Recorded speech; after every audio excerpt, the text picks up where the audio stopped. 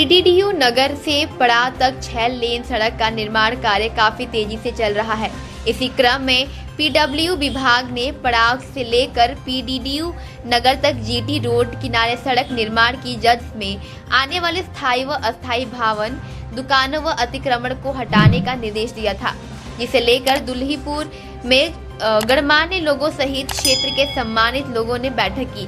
बैठक में कई मांगों को लेकर चर्चा की गई। बैठक में निर्माण कार्य के द्वारा दुल्हीपुर क्षेत्र की जनता को प्रताड़ित किया जा रहा है। बैठक में सम्मिलित लोगों ने कड़े शब्दों में इसका विरोध किया। उनका कहना था, जब पीडीडीयू नगर में एलिवेटेड पुल बन सकता है तो यहाँ क्यों नहीं। दुल्हीपुर से मात्र 1.5 किलोमीटर की दूरी पर रिंग रोड बन चुका है, जिससे आवागमन में काफी किसी को कोई समस्या नहीं हो रही है। परंतु यहाँ लोक निर्माण विभाग के द्वारा नोटिस देकर धमकाया जा रहा है कि अपना निर्माण या तो स्वतः तोड़ ले, वरना जेसीबी के द्वारा तुड़वा दिया जाएगा। क्षेत्र के सैकड़ों लोगों ने हाई कोर्ट जाने का विचार बना लिया है, जिससे सैकड़ों वर्षों से वहाँ के बाशिंदों को उजड़ा न जा सके। आपको बता दें कि विभाग ने इसके लिए नोटिस भेजकर सप्ताह भर का समय दिया है।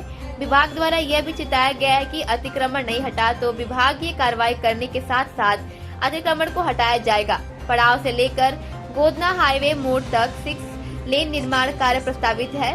पड़ाव के पास सड़क किनारे बड़े वाहनों का गैरेज है, जिससे सड़क किनारे बनने वाले नाले निर्माण में दिक्कत आ रही है। दुल्हीपुर क्षेत्र के बाशिंदों को मांग है कि यहाँ भी एलिवेटेड पुल बनाया जाए, अन्यथा सैकड़ों वर्षों से यहाँ के निवासियों को सरकार वाजिब मुआवजा दे, अन्यथा यहाँ के बाशिंदे उग्र आंदोलन को बाध्य होंगे। मैं रतन कुमार श्रीवास्तव, दुल्हीपुर महाबलपुर बचाओ संघर्ष मोर्चे का संरक्षक।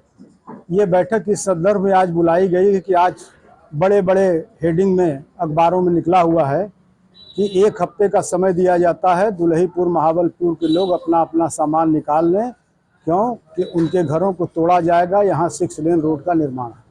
उसी संदर्भ में आज यहाँ बैठक बुलाई गई थी कि हम लोगों को अग्रिम कार्रवाई क्या करना है।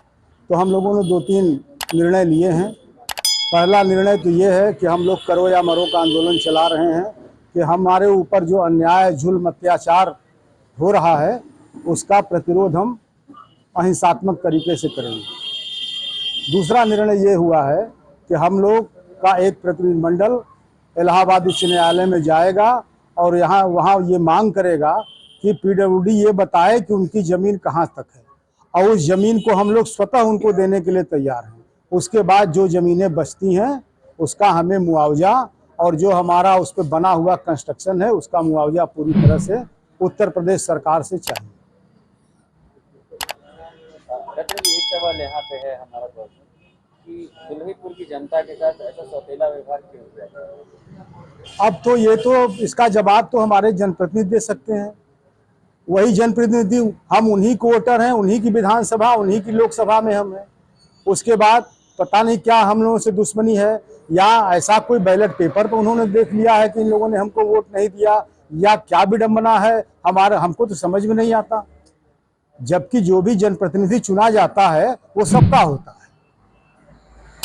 आपके क्षेत्र में जो विकास हो रहा है वो किस तरीके से विकास हो रहा है? जैसे मुगलसराय में एलिवेटेड रोड बने, क्या वो एलिवेटेड रोड यहाँ दुल्हीपुर में नहीं बन सकता? बिल्कुल बन सकता। हमारा मांग ही यही है कि देखिए, सुन लीजिए थोड़ा ध्यान से पत्रकार महोदय, कि मुगलसराय में अभी भी आप जाएंगे तो जाम लगा होगा।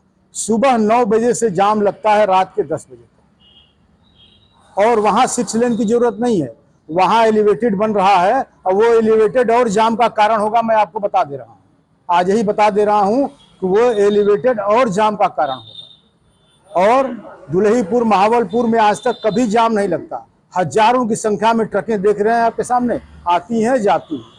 स्लो थोड़ा ट्रैफिक है, लेकिन कभी जाम नहीं लगता। और यहाँ तो 4 लेन में ही काम चल जाएगा। अगर 4 लेन से सरकार सोचती है कि नहीं जाम लगेगा तो एलिवेटेड बना दे। हम लोगों ने तो मांग किया कि डॉक्टर ओपी के यहाँ से एलिवेटेड शुरू करिए और ले जा करके चंदासी कोयला मंडी के पहले एलिवेटेड गिरा दीजिए। अगर चंदासी कोयला मंडी पास करके और एलिवेटेड गिराते हैं विक्रम कन्या महाविद्यालय के सामने, तो जाम से झाम से मुक्ति आपको हमेशा के लिए मिल जाएगी। रतन जी, एक सवाल यहाँ पे, क्या पीडब्ल्यूडी चंदौली अपना काम सुचारू रूप से सही तरीके से कर रहा है या नहीं कर रहा है? पीडब्ल्यूडी चंदौली को जो निर्देश मिले हैं उस निर्देश के हिसाब, देखिए वो तो नौकर हैं, वो भले ही कितने भी बड़े अधिकारी हों लेकिन सरकार के नौकर हैं, उनको जो कहा जा रहा है वो कर रहे हैं। उनकी सहानुभूति है हम लोगों के साथ, लेकिन विवश हैं। आपने कहा उनको जो आदेश मिल रहा है तो सरकार की तरफ से आदेश मिल रहा है जी, सरकार को कहीं ना कहीं आप लोगों ने भी बढ़ाया है, कहीं ना कहीं टैक्स आप लोग पे करते हैं, कुछ भी सामान खरीदते हैं तो टैक्स पेयर हैं आप लोग। सरकार वाराणसी में जिस तरीके से विकास कर रही है, पहले ये वाराणसी का ही हिस्सा था, बट अब यहाँ इस तरीके की चीजें क्यों हो रही हैं? यहाँ तो मैं समझता हूँ कि पड़ाव से लेकर के अब मुगलसराय के बीच तक, उस पार तक, अलीनगर तक कोई भी विकास आपको कहीं दिखेगा ही नहीं। मुगलसराय के आगे हो सकता है कुछ विकास दिख रहा हो, दिखता है, लेकिन यहाँ तो कोई भी एक भी चीज, एक विकास आज तक दिखा ही नहीं। जो पहले था वही आज भी है, बल्कि ये हो गया है कि गांव के सड़कों की बड़ी दुर्दशा है, सारी रोडें टूट फूट गई हैं और जनता को बड़ी परेशानी है।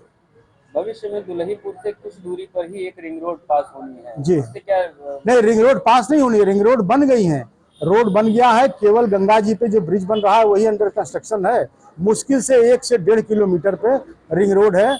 और हम लोगों ने जाकर के प्रस्ताव दिया था, अपने सांसद महोदय को दिया था, विधायक को दिया था और लखनऊ प्रमुख सचिव को दिया था, अपने सारे एमएलसी को, एमएलए को दिया कि वहां से 1.5 किलोमीटर मात्र बनाना है, जोड़ दीजिए, सारी जाम की समस्या खत्म हो जाएगी, चंदासी की गाड़ियां वहीं से आएंगी, वहीं से चली जाएंगी। हमारे चैनल के माध्यम से सरकार से, प्रधानमंत्री से, मुख्यमंत्री से क्या मांग करना चाहेंगे? मैं आपके चैनल के माध्यम से सरकार से, माननीय प्रधानमंत्री जी से, माननीय मुख्यमंत्री जी से ये मांग करता हूं कि दुल्हीपुर महावलपुर की जनता बहुत ही गरीब है, अति गरीब है।